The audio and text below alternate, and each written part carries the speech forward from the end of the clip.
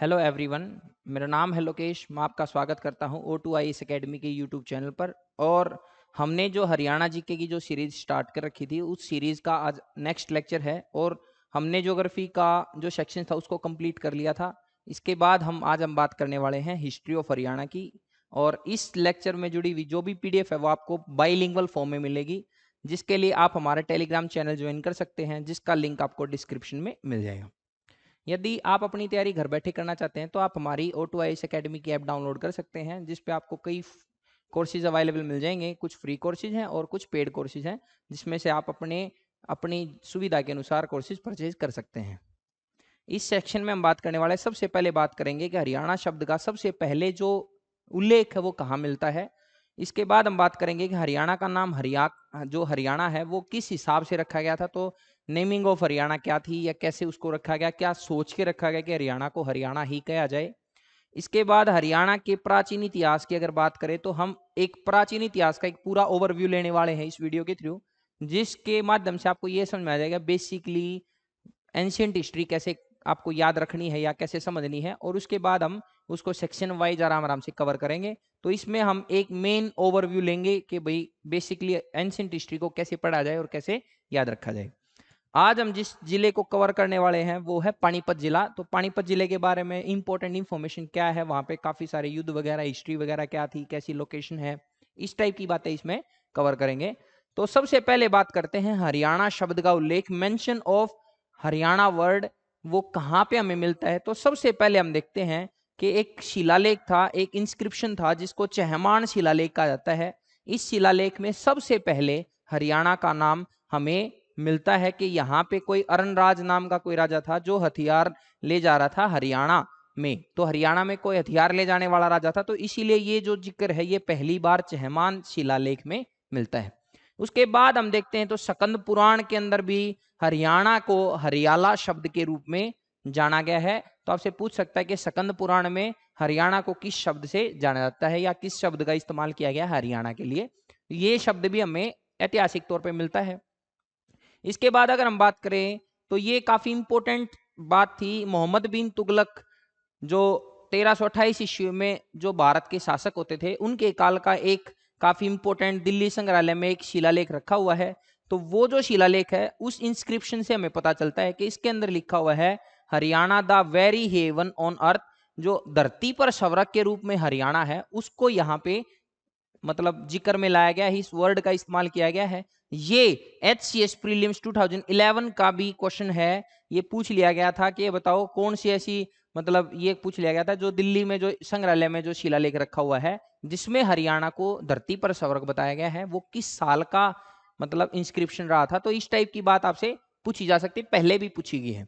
इसके बाद बलबन के टाइम में 1280 ईस्वी के एक अभिलेख होता था, जिसका मतलब एक पाड़म नाम की जगह है, पाड़म एयरपोर्ट कहते हैं दिल्ली में, वहां पे एक कुएं के अंदर एक अभिलेख मिला था जिसको बावली शिलालेख कहा जाता है।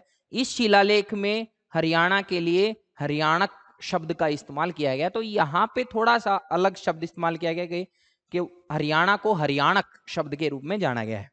अब बात करते हैं कि हरियाणा का नाम क्यों रखा गया। तो हरियाणा का नाम हरियाणा क्यों रखा गया, बेसिकली क्या है, दो तीन हम रीजन मानते हैं। पहला जो हम कारण मानते हैं हरियाणा, हरि का मतलब होता है भगवान। तो भगवान में कई जगह कई मानते हैं कि मतलब इंद्र देवता के लिए इस्तेमाल किया गया, कई कहते हैं कि विष्णु देवता के लिए इस्तेमाल किया गया है।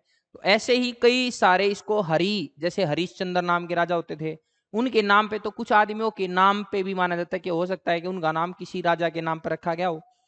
पर हमारे जो मानव शास्त्री हैं, एंथ्रोपोलॉजिस्ट हैं, मानव शास्त्रियों ने क्या किया, उन्होंने ये बताया कि हमारे हरियाणा में महाभारत का जब युद्ध हुआ था, महाभारत के युद्ध के बाद कुछ एक जनजाति थी, एक ट्राइब थी जो हमारे यहाँ पे रहती थी, उसी जनजाति के नाम की वजह से हरियाणा का नाम हरियाणा पड़ा। तो ये जो जनजाति थी इसको अभिरास नाम की एक जनजाति थी, अभिराज कहते थे। और ये जो इनका शब्द था उसको अभिराणा के रूप में जाना गया कि भाई अभिरियाणा शब्द था, उसी से हमने अभिरास नाम की जनजाति थी उसी को वर्ड जो था उसी को ओरिजिनेट किया, उसको चेंज किया थोड़ा सा, तो मॉडिफाई हुआ है। ये करप्टेड फॉर्म है इस शब्द की। तो जो अभिरियाणा शब्द है इस शब्द की करप्टेड फॉर्म मानी जाती है, क्योंकि अभिराज नाम के लोग यहाँ पे रहते थे। और ये क्वेश्चन 2011 के प्रीलिम्स में पूछ लिया गया था कि मानव शास्त्रियों के हिसाब से ये बताओ कि कौन सी जनजाति थी जो हरियाणा में महाभारत युद्ध के बाद पोस्ट महाभारत पीरियड में रहती थी और उसकी वजह से ही हरियाणा का नाम हरियाणा पड़ा। तो ये अपने आप में एक बहुत इंपॉर्टेंट है, क्योंकि एक क्वेश्चन के फॉर्म में भी आ चुकी है और अपने आप में इसका काफी ज्यादा महत्व माना जाता है।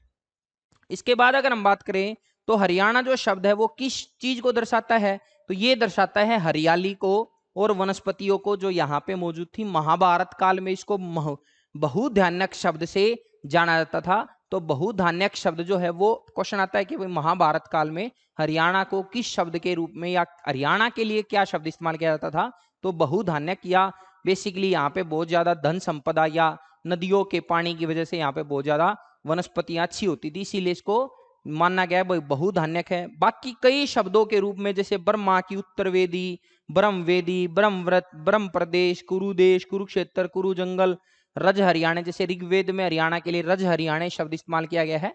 तो अलग अलग शब्द आप देखेंगे समय के अनुसार हरियाणा के लिए देखने को मिलते हैं। इसके बाद अगर हम बात करें तो हमें पुरातात्विक स्रोत मिलते हैं कि भाई अलग अलग पुरातात्विक स्रोत पाए गए। डॉक्टर सूरजबान आपने नाम सुना होगा, कनिंगम, तो अलग अलग आदमियों ने कोशिश की हरियाणा में अलग अलग जगह पर जाकर उन्होंने खुदाई की। तो उन्होंने बहुत सारे आर्कियोलॉजिकल सोर्सेज हरियाणा से प्राप्त किए, उनसे भी कुछ बातें हमें क्लियर होती है कि हरियाणा में कहाँ क्या रहा होगा, और उसी से इतिहास लिखने में काफी हेल्प मिलती है। तो वो क्या थे, तो हरियाणा में सबसे पहले सर अलेक्जेंडर कनिंगम और उसके बाद डीपी स्पूनर, रोजर्स जैसे आदमियों के प्रयास थे। सबसे पहले उन्होंने लगभग आज से ये लगा लो लगभग 100 साल पहले, लगभग एक शताब्दी पहले उन्होंने ऐसे प्रयास करने शुरू किए गए थे। इसके बाद बीबी लाल ने सबसे पहले पेंटेड ग्रेवेयर, मतलब बर्तन होते मिट्टी के बर्तन होते हैं, उनके बारे में खोज की।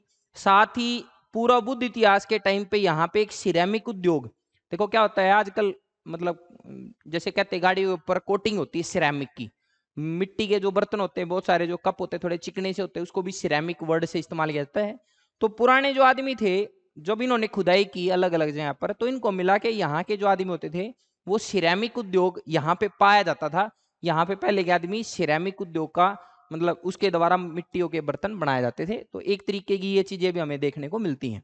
इसके बाद मिट्टी के जो बर्तन थे महाभारत काल जो था और आर्य जो थे उनसे कनेक्ट करते हैं, क्योंकि आर्य लोग जहां से आए थे और महाभारत काल में जो भी बर्तन वगैरह हैं वे कहीं ना कहीं कनेक्ट हो रहे हैं। साथ में पिंजौर में और चंडीगढ़ में जो पाषाण युग के जो औजार मिलते हैं, जो स्टोन एज के जो भी अलग अलग तरीके के इक्विपमेंट मिलते हैं, जो टूल्स मिलते हैं, उनके द्वारा भी हम इसको जोड़ सकते हैं। और ये दिखाता है कि आगे चल के मानव जो है यहाँ पे निवास करता रहा होगा। तो अलग अलग चीजों की खोजों ने ये बताया कि यहाँ पे मानव का अस्तित्व कैसे रहा होगा। इस टाइप की चीजें हमें अलग अलग जो आर्कियोलॉजिस्ट थे उनकी खोज से, उनकी खुदाई से पता चलती हैं। इसके बाद अगर प्राचीन भारतीय इतिहास की बात करें तो संस्कृति और पुरातत्व विभाग हरियाणा जो है, कुरुक्षेत्र विश्वविद्यालय, उनके द्वारा उदयवीर सिंह और सूरजबान, डॉक्टर सूरजबान थे चंडीगढ़ यूनिवर्सिटी से, इन दोनों ने मिलकर खुदाई की थी। तो दौलतपुर है, कर्ण का किला है, मिर्जापुर है, इन सब जगह पे खुदाई का संचालन इन्होंने किया और इन्होंने पाया जैसे अलग अलग जगह पर कहीं पे सिक्के मिल रहे हैं, तो कहीं पे इंस्क्रिप्शन मिल रहे हैं, कहीं पर इन्होंने अलग अलग मिट्टी के बर्तन मिल रहे हैं। और हमारे जो पौराणिक चीजों को अगर देखा जाए तो आर्कियोलॉजिकल सोर्सेज में पुरातत्व की जो भी चीजें इन्हें मिली उनसे हमारे इतिहास को समझने में काफी मदद मिलती है कि हरियाणा में क्या रहा होगा क्या नहीं। इसी चीज को बेसिकली किताबों में फिर मेंशन किया गया, इसी को हम आजकल पढ़ रहे हैं। डॉक्टर सूरजबान जो थे उन्होंने यमुनानगर में जो सूग नाम की जो साइट हमने देखी थी यमुनानगर की, जब हमने पढ़ा था यमुनानगर जिले के बारे में, तब उसके बारे में वहां पर इन्होंने खुदाई की। मिथाथल है जैसे भिवानी डिस्ट्रिक्ट के अंदर है, ऐसे ही सीशवाल नाम की जो एक हड़प्पा सभ्यता से पहले कहते हैं हड़प्पा सब परी हड़प्पन साइट थी एक सीसवाल जो हिसार नाम के जिले में है, उन सब जगह पर खुदाई की। और सरस्वती और दरसदती जो चोटांग नाम की नदी है, इन दोनों नदियों के बीच की घाटियां जो हैं वहां पर पाया गया कि भाई यहाँ पर अलग अलग तरीके की पुरातात्विक खोजें मिलती है और उन्हीं से बहुत सारी चीजों के बारे में, बहुत सारी संस्कृतियों के बारे में, कल्चर के बारे में जानने को हमें मिला। संयुक्त रूप से जिम जी सैफर और मतलब जो डॉक्टर सूरजबान थे इन्होंने भी आपस में मिलकर भी काम किया।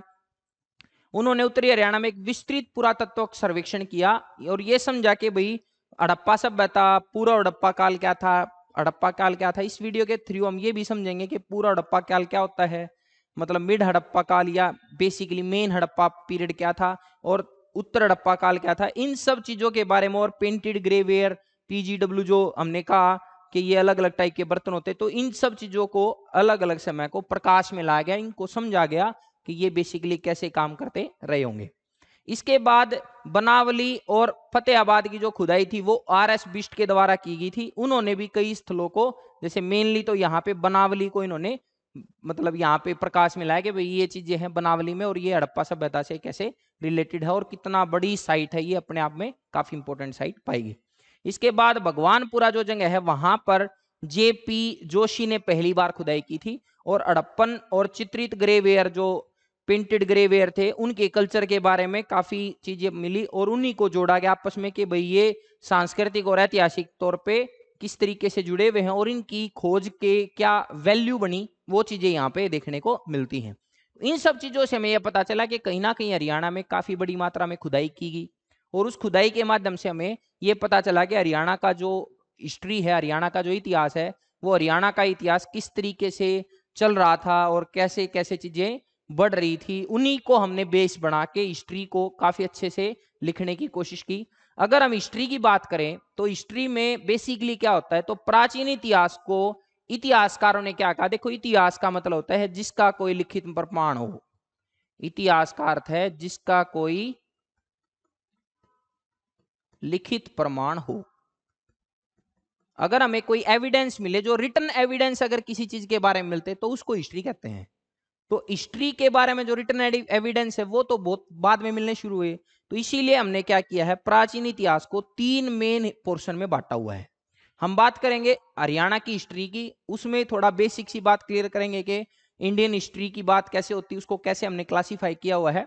फिर आपको हरियाणा की हिस्ट्री थोड़ी समझने में आसानी होगी। तो हरियाणा की जो हिस्ट्री है या बेसिकली अगर बात करें तो सबसे पहला टाइम था जिस टाइम पे हमें जो भी हमने खोदा उसमें कोई भी भाषा नहीं हुई थी, एक भी कोई भी वर्ड हमें लिखा हुआ नहीं मिला, तो कोई लैंग्वेज की डेवलपमेंट देखने को नहीं मिली।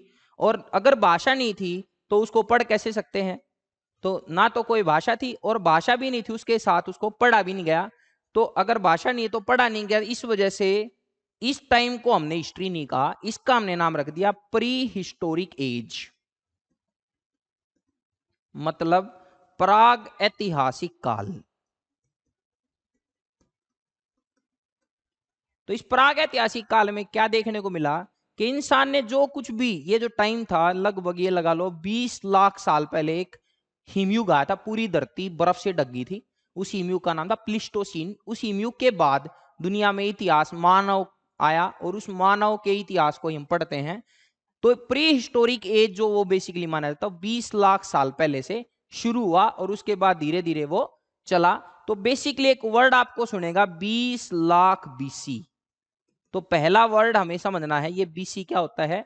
इंडियन हिस्ट्री में अगर आप पढ़ेंगे तो आपको भी सुनने मिलेंगे। तो बीसी वर्ड 20 लाख साल पहले से लगभग 10,000 बीसी तक के काल को माना जाता है प्री हिस्टोरिक एज, प्राग ऐतिहासिक काल। इसके बाद अगली जो चीज हमें देखने को मिली वो थी आद्य ऐतिहासिक काल, proto historic age. Proto historic age का मतलब सिंपल सा था कि भाई यहाँ पे भाषा तो मिली, मतलब लिखा हुआ था, कुछ ना कुछ लैंग्वेज का डेवलपमेंट मिला, मतलब कोई हमने जो भी खुदाई की वहां पे कुछ ना कुछ चीजें लिखी हुई थी, लेकिन उन चीजों को हम पढ़ने में असमर्थ रहे, उन्हें हम पढ़ नहीं पाए। तो प्रोटो हिस्टोरिक एज को लगभग 10,000 बीसी से शुरू करते हैं और लगभग 600 बीसी तक के काल को प्रोटो हिस्टोरिक एज, आद्य ऐतिहासिक काल शब्द का इस्तेमाल किया जाता है।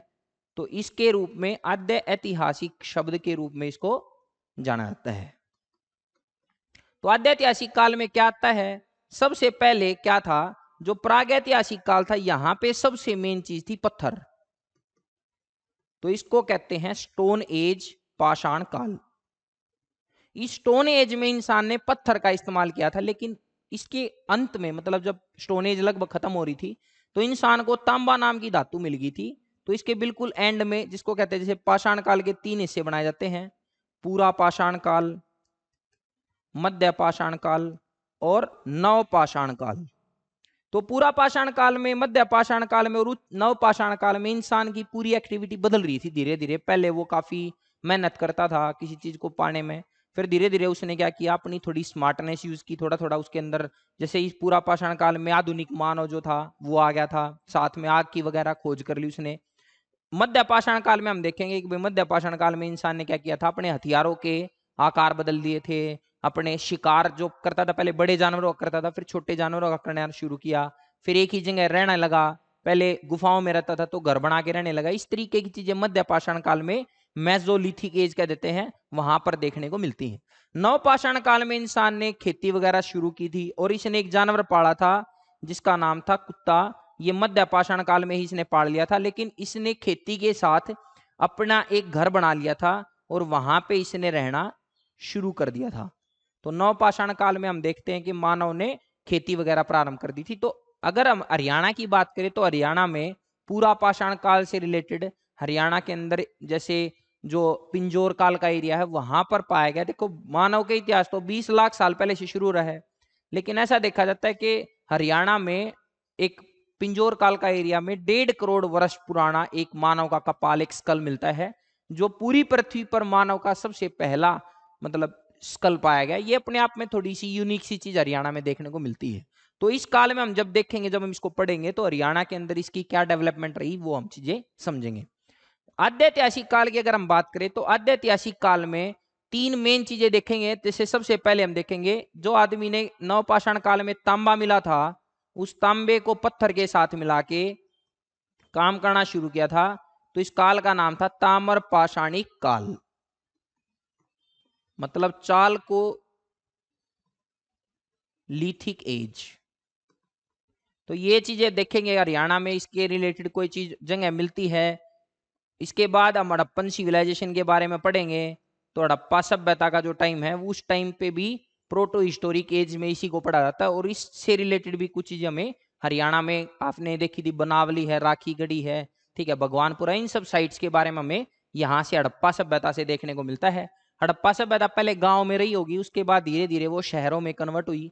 तो गांव में जब थी, पहले इंसान गांव में रहते थे, उन्होंने जब अपना पूरा सिस्टम सेटअप कर लिया, काफी अच्छा अनाज होता था तो उसको बेचना शुरू किया, इसीलिए व्यापारिक समुदाय बन गया। तो हड़प्पा सभ्यता आगे चल के फिर शहरों में कन्वर्ट हो गई। और उसके बाद जब आर्यों ने आक्रमण किया, ऐसा कहते हैं बहुत सारे कि आर्यों की आक्रमण की वजह से, कई कहते हैं जो इन्वायरमेंटल जो सिस्टम था या पारिस्थितिकी असंतुलन था, उसकी वजह से गड़बड़ हो गई थी और बाढ़ वगैरह आ गई थी, जिसकी वजह से हड़प्पा सभ्यता खत्म होगी।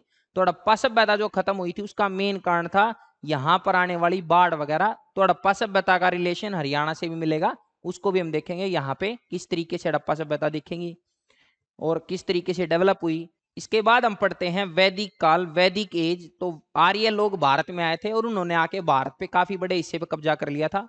ऐसा कहते हैं उन्होंने, जो हमारे आदमी थे जो पहले यहाँ पे जो रहते थे, उन मूल इंसानों को यहाँ से यहाँ पे मतलब दास बना लिया था अपना, अनार्य लोग कह के। तो वैदिक काल भी इसी के अंदर हम पढ़ते हैं। तो हड़प्पा सभ्यता में बेसिकली 2500 बीसी से और 1750 बीसी तक मेन टाइम था जब हड़प्पा सभ्यता बेसिकली डेवलप हुई। इस हड़प्पा सभ्यता से पहले एक कल्चर हरियाणा में पाया जाता है जिसका नाम था सीसवाल संस्कृति। तो वो भी हमें देखने को मिलते हैं, जब हम इसको पढ़ेंगे, कवर करेंगे तो इसको समझेंगे। इसके बाद वैदिक जो एज है वो हम पढ़ते हैं 1500 बीसी से 600 बीसी। कोई बीसी शब्द का मतलब सिंपल सा है कि हमने समय, जैसे पृथ्वी का जन्म हो गया था 4.6 अरब साल पहले, लेकिन अगर 4.6 अरब साल को हम लेके चलेंगे तो अब उसको हम समझ पाना थोड़ा मुश्किल है। इसीलिए हमने क्या किया, इतिहास को लिखते टाइम ये माना कि जब इतिहास में कोई महत्वपूर्ण घटनाएं घटी, उसके बाद के टाइम को हम ये मान लेते कि असली हिस्ट्री यही है, और उसी के हिसाब से हमने ये जो टाइम है इसको बांटा हुआ है। तो पहले हमने टाइम को पीछे से आगे की तरफ लेके चले थे कि पहले जो मेन घटना घटी उसको हमने रख लिया एक पॉइंट। तो मान लो पृथ्वी पैदा हुई थी, तो इससे पहले का जितना भी टाइम था उसको हम कहते हैं बीसी, मतलब बिफोर क्राइस्ट। मेन घटना मानेगी कि ईसा मसीह के जन्म से पहले के टाइम को हम अलग कर लेते हैं और उसके जन्म के बाद को अलग कर लेते हैं, तो बीसी। इसके बाद हम जो भी पढ़ते हैं उसको कहते हैं एडी, मतलब बीसी के अंदर अगर आप टाइम देखेंगे, जैसे 2021 चल रहा है, तो बीसी के अंदर अगला साल आएगा 2020। लेकिन अगर एडी की बात करें तो 2021 है, तो अगला साल आएगा 2022। ये मेन फर्क होता है इसके अंदर। तो अब बात करते हैं आद्य ऐतिहासिक काल के बाद इंसान ने भाषा भी लिखी और वो हमें समझ में भी आ गई, हमने पढ़ भी ली, तो इसका नाम हमने रखा ऐतिहासिक काल, हिस्टोरिक एज। तो ऐतिहासिक काल में क्या हुआ वो सब चीजें देखते हैं। तो वैदिक काल के अंदर जब हम हरियाणा, हड़प्पा सभ्यता में हमने समझा था हरियाणा क्या था। वैदिक काल के अंदर मेन आपने पढ़ा होगा भाई, या फिर सुनने में मिलेगा कि हरियाणा में महाभारत का युद्ध हुआ था। तो महाभारत के समय के बारे में काफी डिस्कस करेंगे। ऐतिहासिक काल में सबसे पहला जो काल था, तो ऐतिहासिक काल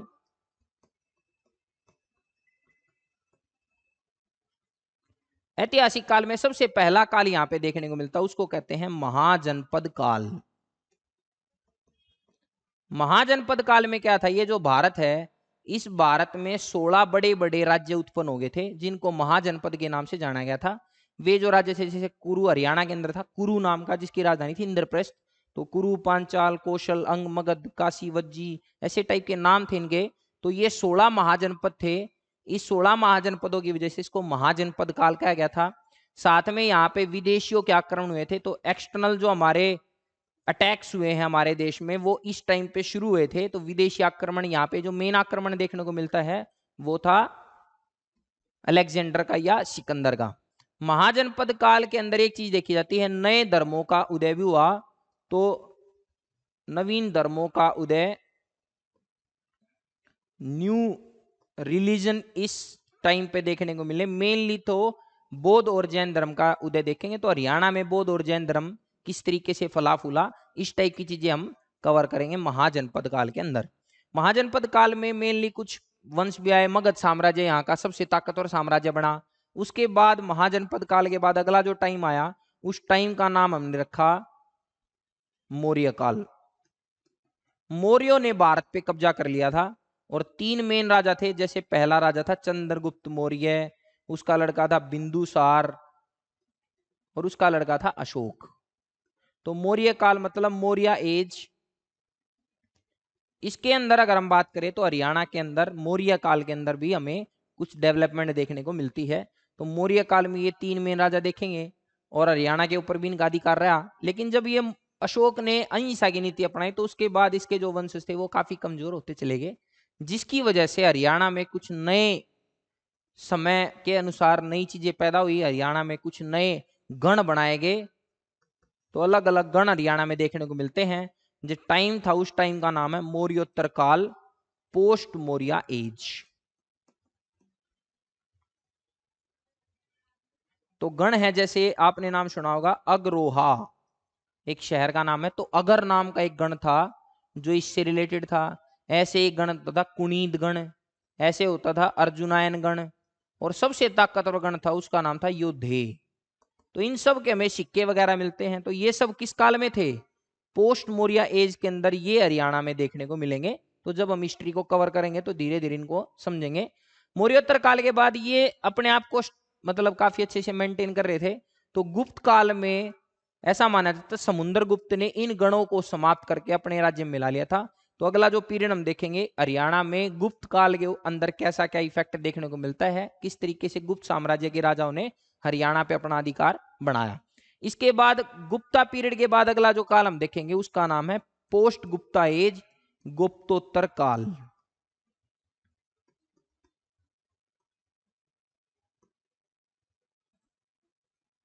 तो पोस्ट गुप्ता एज के अंदर हम देखेंगे कि हरियाणा के अंदर क्या हुआ। सबसे मेन जो राजा था उसका नाम था हर्षवर्धन। उसकी लड़ाई होती है कहीं पुलकेशिन द्वितीय से, किस तरीके से उसका साम्राज्य चलता है, वो कैसे अपनी राजधानी बदल देता है, इस तरीके की घटनाएं देखने को मिलती हैं। ये मेन चीजें हैं जो हरियाणा के बेसिकली एंशियंट हरियाणा में हम देखेंगे।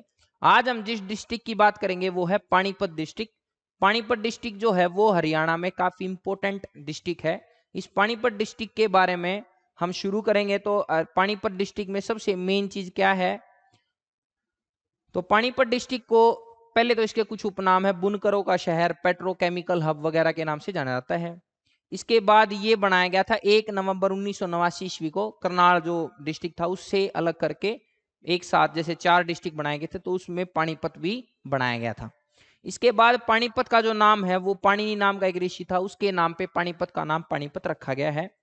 साथ में पानीपत उन 5 शहरों में से है जिसको पांडवों ने बसाया था, जैसे तिलपत है, बागपत है, सोनीपत है, पानीपत है और इंद्रप्रस्थ या दिल्ली। ये जो 5 शहर थे इनको बनाया था पांडवों ने, उनमें से पानीपत है जिसका पुराना नाम पणप्रस्थ होता था। तो 5 प्रस्थों में से एक है पानीपत, ऐसे शब्द इस्तेमाल किया जाता है। इसके बाद पानीपत में जो तहसील है, पानीपत है, समाड़खा है, इसराना है, बापुल और मतलोडा, ये जो इंपोर्टेंट तहसील पाई जाती हैं। पानीपत की जो विधानसभा सीटें जैसे पानीपत है अर्बन है, पानीपत रूरल है, समाड़खा है, ठीक है, और इसराना है। ये जो सीटें हैं इनमें से एक सीट है रिजर्व्ड सीट, जो इसराना सीट है। हरियाणा का जो सबसे बड़ा पुल है वो पानीपत में स्थित है। आप जब जाएंगे पानीपत में तो पूरे पानीपत शहर के ऊपर से बना हुआ है, वो है पानीपत का, हरियाणा का सबसे बड़ा पुल है पानीपत। इसके बाद भारत में अभी एक कृत्रिम रबड़ का एक संयंत्र खोला गया था 2012-13 के आसपास। तो भारत का पहला सिंथेटिक रबड़ का जो प्लांट था वो पानीपत में ही लगाया गया था। इस तरीके की बातें भी आपको देखने को मिलेंगी। पानीपत में 3 ऐतिहासिक युद्ध हुए हैं, ये सबको पता है। पानीपत का पहली लड़ाई जो थी वो लड़ी गई थी 1526 ईस्वी में। जो मेन राजा था, एक राजा था बाबर और एक था इब्राहिम लोदी, इन दोनों की लड़ाई हुई थी और इब्राहिम लोदी इसमें मारा गया था। पानीपत का जो दूसरा युद्ध है उसमें लड़ाई हुई थी हेमू और अकबर की, और इसमें हेमू नाम का जो राजा था उसकी मृत्यु हो गई थी। तीसरी जो लड़ाई है उस लड़ाई में 1761 ईस्वी में मराठा और अहमद शाह अब्दाली या अहमद शाह दुर्रानी के बीच में युद्ध हुआ था, जिसके बीच में लड़ा गया था। तो पानीपत की तीसरी लड़ाई जिसमें अहमद शाह अब्दाली जीत गया था। इसके बाद अगर हम बात करें तो पानीपत की जो पहली लड़ाई है, ये मेन सीन दिखाए गए हैं थोड़ा सा। ये है मुगल जो एम्पायर जिन्होंने बनाया, मुगल साम्राज्य, उसका नाम है बाबर, और ये थे इब्राहिम लोदी जो युद्ध मैदान में मारे गए थे। इसके बाद पानीपत के बाद उसने 3-4 लड़ाई लड़ी थी और लगभग इतने भारत पे कब्जा कर लिया था, तो हरियाणा का जो एरिया था काफी कुछ एरिया भी उसी के अंडर आ गया था। इसके बाद अगर हम बात करें तो जब बाबर पहली लड़ाई जीता तो जीतने के बाद उसने एक मस्जिद बनवाई थी अपनी पत्नी के नाम पे। तो मुसम्मत काबुली बेगम के नाम पे एक मस्जिद बनवाई थी, जो हरियाणा की पहली मस्जिद मानी जाती है, पानीपत के अंदर ही बनी हुई है। इसके बाद अगर आप देखेंगे तो इब्राहिम लोदी का, जब इब्राहिम लोदी की डेथ होगी पानीपत के मैदान में, तो वहीं पे इब्राहिम लोदी का एक मकबरा बनाया गया, इब्राहिम लोदी का टॉम बनाया गया यहाँ पे, तो पानीपत में मिलेगा आपको। इसके बाद पानीपत की दूसरी लड़ाई में जो अकबर था उसकी लड़ाई हुई थी बैरम खां के, मतलब बारम खां उसकी तरफ से लड़ा था, और रेवाड़ी का राजा था हेमू, जिसको अंतिम राजा माना जाता, विक्रमादित्य की उपाधि धारण करने वाला 14वां राजा था। तो उस हेमू को, मतलब ये जो लड़ाई का सीन दिखाया गया है, और हेमू की इसके बाद समाधि बनाई गई थी पानीपत में, तो हेमू समाधि स्थल भी यहीं पे पाया जाता, आपको पानीपत में हेमू का समाधि स्थल भी मिलेगा। इसके बाद अगर हम बात करते हैं तो पानीपत की तीसरी जो लड़ाई है, उस लड़ाई आपको मराठा और अफगानों के बीच हुई थी। इस लड़ाई में, इस लड़ाई से पहले मराठा जो सरदार था सदाशिव राव भाऊ, उसने एक मंदिर बनवाया था जो देवी मंदिर के नाम से जाना जाता है। जैसे मूर्ति मिली थी, उसी मूर्ति को पहले मंदिर दूसरी जगह बनाया जा रहा था, लेकिन वो मूर्ति रात को गायब होकर उसी जगह पाई गई जहां से पहले मिली थी, तो उसी जगह पर मंदिर बनवाया गया था। ये कालाम नाम की जगह है जहां पर, मतलब कहते हैं जो आम था वो काला पड़ गया था, तो जहां पर पानीपत का तीसरा युद्ध लड़ा गया था वो जगह है काला अम्ब, काफी फेमस जगह मानी जाती है। तो ये बाद में बनवाया गया था। इसके बाद अगर बात करें तो पानीपत में एक म्यूजियम भी है, तीनों लड़ाइयां जो हुई उस लड़ाइयों से रिलेटेड अलग अलग चीजों को यहाँ पे रखवाया गया है। तो वार मेमोरियल जो है उसके द्वारा एक बेसिकली म्यूजियम बनवाया गया, तो उस म्यूजियम में ये अलग अलग अस्त्र शस्त्र वगैरह रखे हुए हैं। ये इसी पानीपत म्यूजियम का सीन है। पानीपत में जो बो अली शाह कलंदर की जो दरगाह है, तो बू अली शाह कलंदर की दरगाह पानीपत में भी है और करनाल में भी है। ये काफी फेमस दरगाह है, तो ये पानीपत में ही पाई जाती है। पानीपत की रिफाइनरी आपको पता होगी, पानीपत में काफी फेमस रिफाइनरी है जो बाहोली नाम का गांव है वहां पर मिलती है। तो पानीपत ऑयल रिफाइनरी अपने आप में बहुत इंपॉर्टेंट है। सलारगंज नाम का एक गेट है जो हैदराबाद का निजाम होता था उसके लिए बनवाया गया था, फेज नवाब शादिक द्वारा बनवाया गया था ये गेट, ये भी पानीपत में स्थित है। पानीपत में एक मंदिर है काफी फेमस, प्रेम मंदिर है। कहते हैं पानीपत, मतलब भारत के आजाद होने से पहले ये मंदिर पाकिस्तान में होता था, बाद में इसको यहाँ पे लाया गया। काफी सेवा वगैरह का काम किया जाता है यहाँ पे। तो ठाकुर जी की मूर्ति मतलब कृष्ण भगवान की मूर्ति यहाँ पे स्थापित है। तो ये काफी फेमस मंदिर है, पानीपत का एक प्रेम मंदिर। तो ये था आज का होल एनालिसिस। तो हमने बेसिक सा समझ लिया है कि भाई हरियाणा की मेन हिस्ट्री में हम क्या क्या पढ़ेंगे, और उसके बाद पानीपत जिले के बारे में आई होप आपको अच्छी अच्छी इंफॉर्मेशन देखने को मिली होगी। तो आई होप आपको वीडियो पसंद आया है, तो इसे लाइक करें, शेयर करें, सब्सक्राइब करें और बेल आइकन को प्रेस करें ताकि आने वाली सभी वीडियो की अपडेट आप तक पहुंचती रहे। इस वीडियो में अगर आपको कोई मतलब किसी भी वीडियो में अगर आपको कोई दिक्कत है या कुछ भी बात है तो उसे कमेंट सेक्शन के माध्यम से हमें बताएं। Thank you so much.